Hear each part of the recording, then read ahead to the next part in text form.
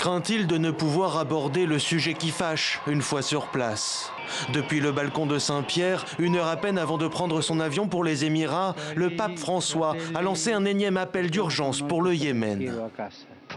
Je lance un appel à toutes les parties intéressées et à la communauté internationale pour favoriser de manière urgente le respect des accords établis, assurer la distribution de la nourriture et travailler pour le bien de la population.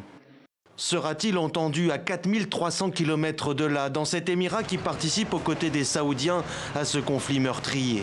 Pour l'heure, à Abu Dhabi, ce sont les préparatifs de cette visite historique qui occupent tous les esprits. Et parmi les 900 000 chrétiens qui y vivent, 10% de la population, essentiellement des immigrés philippins, indiens ou pakistanais, seuls 135 000 ont obtenu le précieux sésame pour la messe papale prévue ce mardi. Le plus grand rassemblement jamais organisé dans ce pays, berceau de l'islam. Tôt ce matin, quand je me suis réveillée et que j'ai allumé mon téléphone et que j'ai vu le message disant que mon nom était sur la liste, j'ai dit « Merci Seigneur ».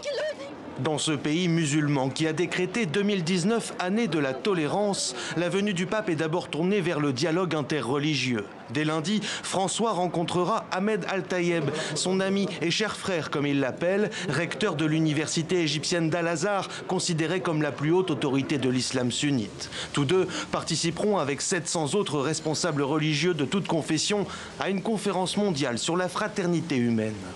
Cette visite reflète l'identité de l'islam, l'importance de travailler à la coexistence et de condamner l'extrémisme et de ne pas utiliser la religion en politique, car la plupart de ces guerres sont causées par la politisation du religieux.